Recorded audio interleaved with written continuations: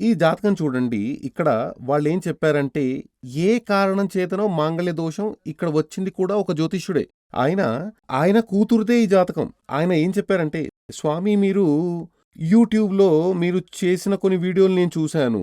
అందులో మాంగళ్య దోషం ఉందని మీరు చెప్పారు.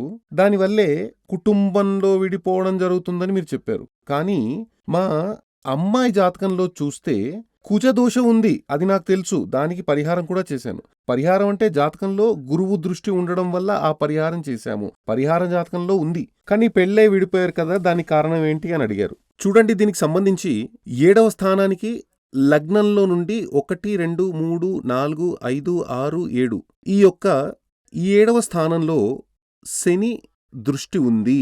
అంటే శని 1, 2, 3వ స్థానంలో దృష్టి. అంటే లగ్నం యొక్క 7వ స్థానంలో శని చూపు ఉంది. కుటుంబం విడిపోయేలా చేస్తుంది.